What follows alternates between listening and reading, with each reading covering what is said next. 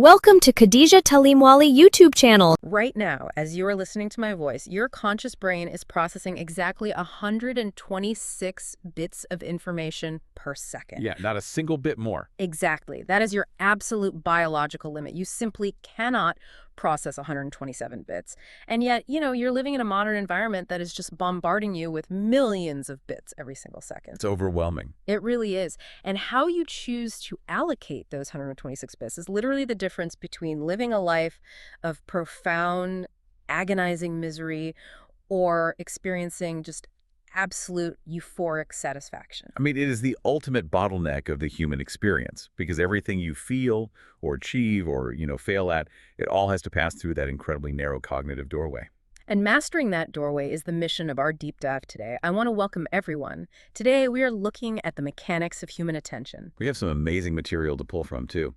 We really do. We're going to cross decades of psychological research. We're uncovering the secret mathematical formulas used by modern video production agencies, and we're even going to unpack some linguistic frameworks to figure out how to basically hijack the human brain. The goal here is to understand how you capture optimal fulfillment for yourself. And, if you're a creator or a communicator, how you manufacture that deep engagement in others. Because whether you are trying to construct a deeply meaningful life or you're just trying to stop someone from scrolling past your marketing video on social media. You are navigating the exact same psychological architecture. Right. Exactly. So to figure out how to build a fulfilling life, I guess we first have to agree on what fulfillment actually means, right? Yeah, that's step one. And I was looking at two specific Urdu terms in the linguistic frameworks we pulled for today. The words are kush and mutmain. Right, from the Urdu language lesson source. Yeah. And in English, we usually translate both of them as just happy, but the research treats them as complete opposites. So what are we missing in that translation? Oh, it's a vital distinction. So kush translates to a very momentary, fleeting feeling of joy or pleasure. Like a spike in dopamine. Exactly. It's the feeling you get when you buy a new car or, eat an amazing slice of pizza or just have a good laugh with a friend. It happens to you, and then it just sort of, it evaporates. Right. It doesn't stick around. No, not at all. Now, mutmain, on the other hand, translates to satisfied. Satisfied, okay. That's a much deeper, much more enduring sense of contentment. And the key is that it rarely comes easily.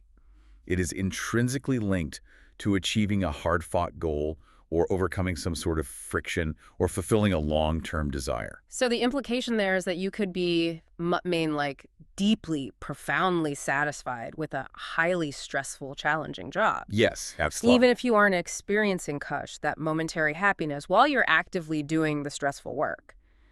That maps perfectly onto the work of Mihaly Csikszentmihalyi. He's the pioneering psychologist who really studied this idea of optimal experience. And he makes a very hard distinction between what he calls pleasure and enjoyment. Okay, break that down for me. So pleasure satisfies a biological or a social need. Like you're hungry, you eat a sandwich, you feel pleasure. It restores order to your body, but it doesn't promote any actual psychological growth. Right, you're just back to Ben's line. Right. But enjoyment only happens when we stretch our limits, when we go beyond what we've been programmed to do and we conquer something entirely unexpected. Which really contextualizes the historical examples in the data we looked at. I mean, think about the Sun King, Louis XIV of France. Yeah, the Palace of Versailles. Right. Yeah. He possessed immense wealth, unimaginable power, a palace that we still marvel at today. His life was basically packed with just endless momentary pleasures. Endless. But he didn't have indoor plumbing. He didn't have antibiotics. Today, a regular person has air conditioning, instant global communication, a literal supercomputer in their pocket. By purely material standards, we are far richer than the Sun King. We are, but the psychological surveys show we aren't actually any happier. Wow. Yeah, we are basically just running on a treadmill of increasing expectations. Once a luxury becomes a baseline, it no longer provides enjoyment. It just becomes another background condition of your life. So I have a thought on this. I wonder if modern society is basically optimizing entirely for kush. I mean, think about it. We have food delivery apps, frictionless social media feeds. Instant gratification at the tap of a screen. Exactly. We are engineering out all the friction. But if mutmain, that deep satisfaction requires friction and struggle. That we might be systematically starving ourselves of the very challenges that make life meaningful. That is wild. We are building a world that literally deprives us of satisfaction. It really is the defining crisis of modern life. And if deep satisfaction requires us to stretch our limits and face a challenge, we have to look at how our brain actually processes that effort. Right. And to do that, we need to look at Csikszentmihalyi's defining concept, which is flow. Flow, yeah, it's one of those terms that has totally been hijacked by corporate culture, right? And sports branding. Oh, completely. Like, we hear athletes talk about being in the zone. It's always described as that state of optimal experience where time vanishes, your physical needs fade away, and you are just entirely absorbed in the task. Right, but the actual origin story of this concept has absolutely nothing to do with extreme sports or, Yeah. Silicon Valley productivity hacks. Not at all. Csikszentmihalyi began forming these ideas in pretty much one of the most anti-flow environments imaginable. Yeah. As a child during World War II, he was held in an Italian prison camp. Which is just, I can't even imagine. He was surrounded by total chaos, the constant threat of death, a complete loss of personal agency. But inside that camp, he discovered the game of chess. Wait, how does moving little wooden pieces on a board block out the reality of a literal prison camp? Because chess provided a highly structured, self-contained world. It had clear rules and clear goals. And when he focused entirely on the board, the chaos of the prison camp literally vanished from his conscious awareness. Wow. He simply didn't have the mental bandwidth to process the war while he was analyzing a complex chess move. So it was a survival mechanism. Exactly. That was his first profound experience of flow. And it drove him to dedicate his life to studying the positive aspects of human experience. A path that was actually solidified when he happened to sit in on a lecture by Carl Jung in Switzerland when he was just 16 years old. Just 16. And this brings us right back to that 126-bit biological limit we started the show with, because the math of our consciousness explains exactly why that chess game worked for him.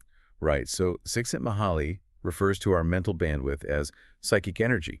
And extensive cognitive research shows that the human nervous system can only consciously process about 126 bits of information per second. To understand a single person speaking to you, like you listening to me right now, you have to use about 40 bits per second just to decode the language. Just to understand the words. Yeah, which leaves you with only 86 bits for everything else in your environment. I always think of this 126-bit limit like the RAM on a computer. Like, if you open 50 tabs on your web browser, what happens?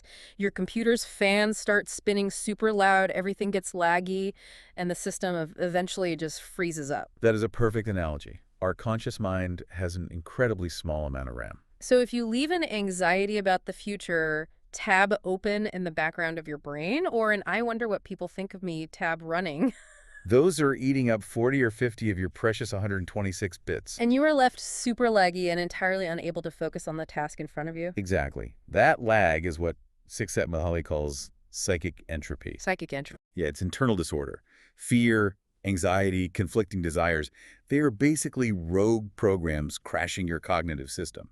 So flow, therefore, is what happens when all 126 of your bits are perfectly, intentionally allocated to a single central application. Meaning there is literally no processing power left over to feel fear.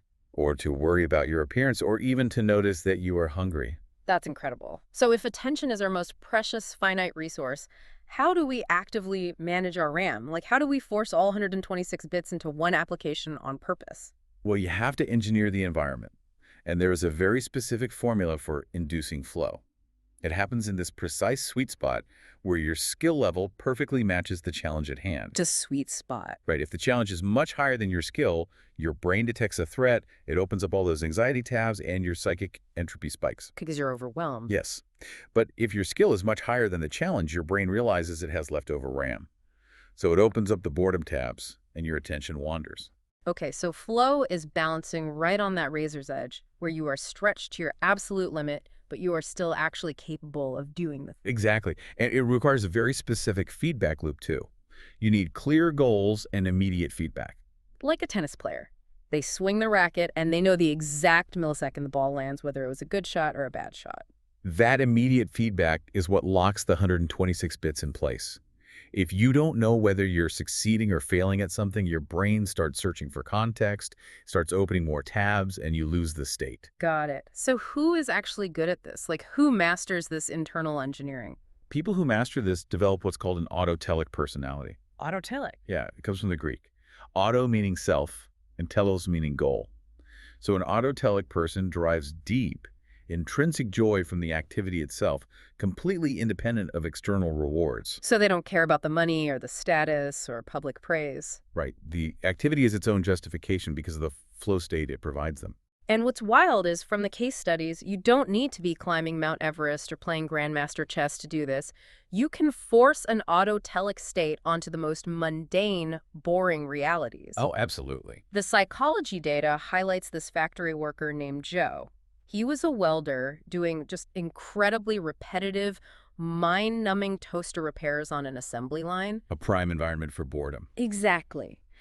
But Joe didn't let the boredom tabs open. He actively turned his job into a complex game.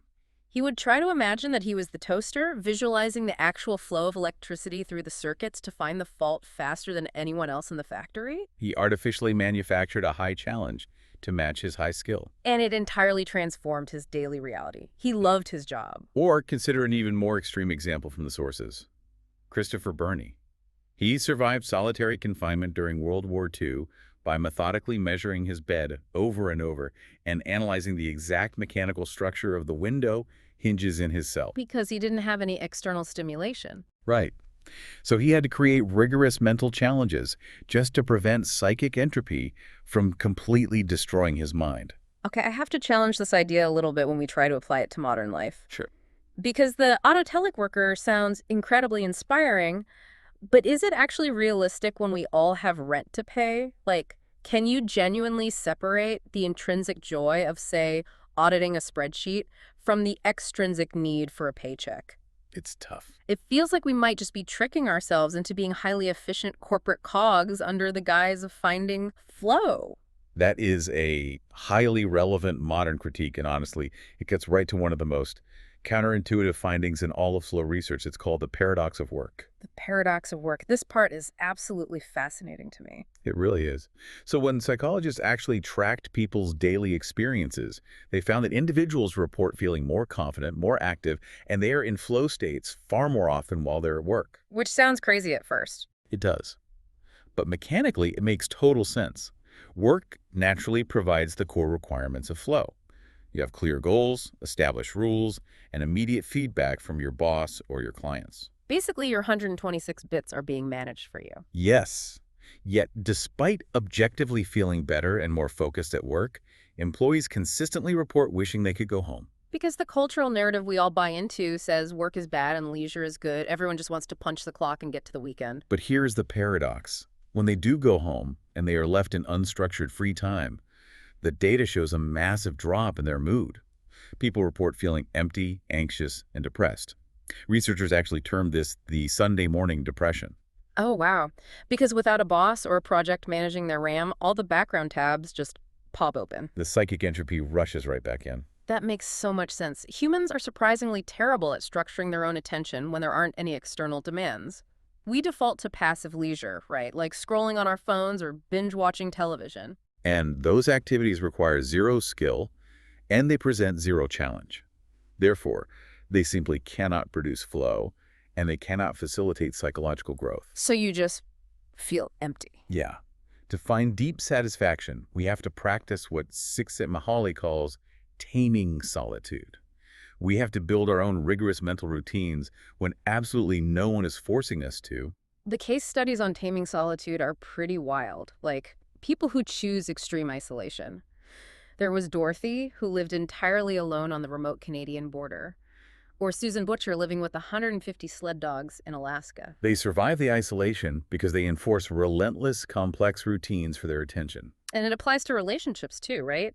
The psychology notes that couples must continually discover new potentials in each other.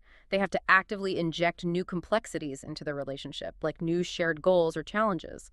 Otherwise, the relationship just succumbs to boredom and psychic entropy. Structuring your own mind is an active, demanding process. It never, ever happens by default. But wait, doesn't the biological machine need to cool down? What do you mean? Like, is chilling out actually detrimental? I struggle to believe that the concept of a lazy Sunday is just some trap that guarantees misery. Doesn't the brain require unstructured downtime to consolidate memories and just physically recover? The brain absolutely requires rest, yes. but we often confuse passive consumption with actual rest. Ah, okay. Letting an algorithm wash information over you on social media actually consumes psychic energy without providing any structural return. It leaves you drained, not rested. So what does true recovery look like? True recovery usually looks more like active leisure. Playing an instrument, engaging in a really deep conversation, going for a hike. These activities gently engage your 126 bits in an organized way, which keeps the entropy out while still allowing the high-stress systems of your daily work to power down. I love that. Active leisure. So we know how our own brain crashes if we mismanage that 126-bit limit. But this exact same biological vulnerability applies when we are talking to someone else. Oh, totally. If you are pitching a client, writing a video script, or even just telling a story at a dinner party, you are effectively trying to hack their 126 bits. And the sources show there is a literal mathematical formula for doing this. Right. If you are a communicator, you are in the business of managing your audience's psychic energy, period. And the guidelines we pulled from production agencies like Two Giraffes lay out the precise map of script pacing. Break that down for us. Okay, so if you are producing a 60-second video, and your goal is to explain complex technical information or evoke a very reflective emotional tone, the formula dictates you should use exactly 110 to 130 words. Which mathematically gives the listener's brain the necessary processing time. Because if it takes 40 bits a second just to decode the language, a slower pace leaves them with enough remaining RAM to actually visualize the complex concepts you were describing. Precisely. But if your goal is to create a sense of urgency or really high energy, you push the script to 150 to 170 words per minute. And mechanically that works because a 170-word pace physically saturates the listener's bandwidth. You are forcing them to use almost all of their 126 bits per second just to keep up with your vocabulary. You leave them with literally zero leftover RAM to think about their own distractions. You trap them in your flow state. You're calibrating the challenge level for the listener's brain. And that Urdu storytelling framework we reviewed takes this from raw math to actual narrative architecture with what they call the 3A rule. The 3As, Right. right? Number one is authenticity. The storyteller must be emotionally connected to the material. Because if you don't actually believe what you're saying, your subtle cues will create friction, and the audience's psychic energy will scatter. They'll tune out. Exactly. And number two is add a twist. The framework calls the surprise the oxygen of the story. I love that. And number three is aim it, right? You have to tailor the complexity to the audience's specific knowledge base. The Urdu lesson actually illustrates this with a really simple story about a woman named Karen. Oh, right, the dressing room story. Yeah. So Karen is having just a nightmare morning. She spills coffee all over her shirt right before a critical meeting. She's panicking. She rushes into a nearby clothing store to quickly buy a replacement top. Oh, we've all been there. Right. She's frantically trying things on in the dressing room, expecting to look terrible. But suddenly, she looks in the mirror and she's beaming. She's thrilled. The storyteller pauses. Why is she smiling? And here comes the twist. The twist. She realized she needed a significantly smaller size because she had successfully lost weight on her diet. A disastrous morning instantly became a massive personal victory. It's a great example because the reason that story structure works is purely mechanical. It's not just a nice little surprise, it's a cognitive hack. You are literally weaponizing the audience's flow state. Think Yeah. about the skill versus challenge formula. If you give the audience a twist, they can guess immediately. Their skill exceeds the challenge. Exactly. They get bored and they open a mental tab to think about what they're having for lunch. But if the twist makes absolutely no sense, like if she smiled because an alien beamed down into the dressing room, Then the challenge exceeds their skill to comprehend it. They get frustrated, the psychic entropy spikes, and they tune out again. a perfect story twist is a puzzle that perfectly matches their available bandwidth.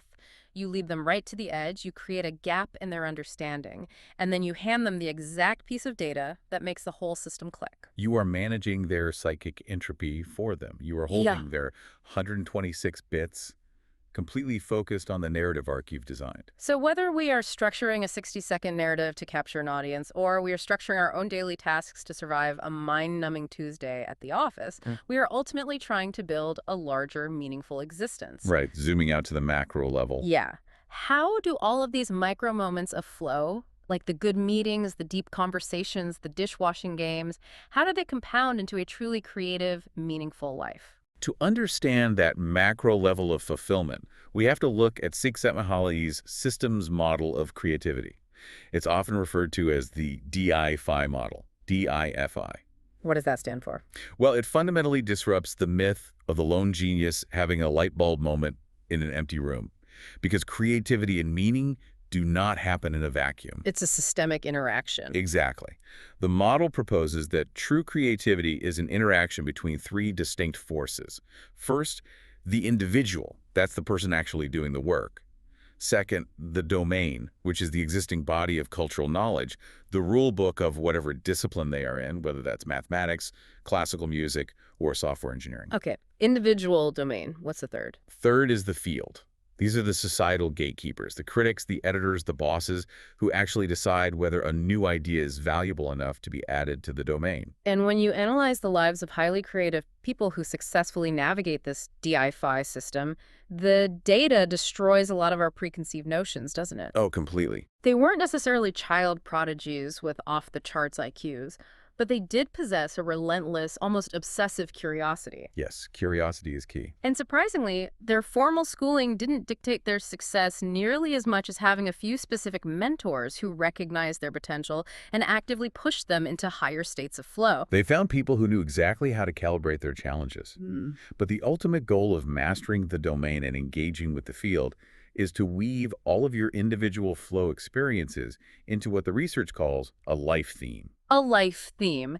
And there is a critical fork in the road here between an accepted life theme and a discovered life theme. Right. An accepted life theme is when you basically just adopt society's pre-written script. You get the degree, you get the promotion, you buy the house, you optimize for just those momentary pleasures and external status symbols we talked about. Which leaves you unfulfilled. Right. But a discovered life theme is when you discard the script and you build a trajectory based entirely on your personal experiences and the specific challenges that genuinely induce flow for you. And when a person pursues a discovered life theme with absolute resolution, the psychological data suggests they achieve a profound internal harmony. But hold on. I'm seeing a massive contradiction embedded in this model. What is it? Okay, so the autotelic personality, the ideal state of flow we talked about, dictates that we should do things purely for the intrinsic joy of the activity, right? Completely independent of external validation. Yes. But the DFI systems model says that true creativity requires acceptance by the field, the societal gatekeepers. So how do we reconcile the need for inner autotelic joy with the reality that we must face outer judgment to be culturally relevant? It seems like a paradox. It is a paradox, and it is the ultimate psychological tightrope walk. But here's how they reconcile it. The most fulfilled creative individuals maintain their autotelic core. They fiercely protect the daily joy of the work itself. They don't lose that intrinsic motivation. Right. But they also develop the situational awareness to translate their internal passion into a language that the external field understands. Oh, I see. They do not compromise their vision for the gatekeepers, but they accept the challenge of communicating its value. For them, navigating the politics and the pushback of the field doesn't create psychic entropy. It just becomes a secondary game. It becomes another complex system to master. Exactly. It's just another opportunity for flow. Wow. That completely reframes the struggle. The gatekeepers aren't a threat to your ego. Convincing them is literally just another puzzle to solve with your 126 bits. It's all part of the game. Well, let's pull all of these threads together. We've charted a fascinating course today. We started by contrasting the fleeting dopamine spikes of Kush with the hard-earned, profound satisfaction of Mutmeen. We looked at the strict biological bottleneck of our consciousness, those 126 bits of RAM, and how psychic entropy crashes our system. We explored the mechanics of flow, balancing our skills against meaningful challenges. We discussed the absolute necessity of taming the solitude of our unstructured time. And how we can mathematically pace our communication to weaponize the flow state in others. And that leaves us with a final thought to mull over. We have learned today that deep, enduring satisfaction Mutmeen absolutely requires friction. It demands a deliberate, often uncomfortable balance between our current abilities and a difficult challenge. It's the only way to grow. Right. But look at the technological trajectory of the world we are building right now. We are racing to develop artificial intelligence and automated systems specifically designed to eliminate all friction from the human experience. We want algorithms to solve all our complex problems. To draft our communications, to make our daily existence perfectly, seamlessly convenient. So the question is, if we successfully outsource all of our daily challenges, all of our friction, to machines, Will this utopia of total convenience accidentally rob us of the very cognitive struggle we need to experience deep psychological satisfaction? If we systematically remove the cliff face, we might just find ourselves back on the yacht. It's miserable in paradise. Something to really think about the next time you're tempted to take the path of least resistance. Examine the challenges you are taking on in your own life. Are you deliberately choosing the friction that fuels your flow? Thanks for joining us on this deep dive. Thank you for watching Khadija Talimwali YouTube channel.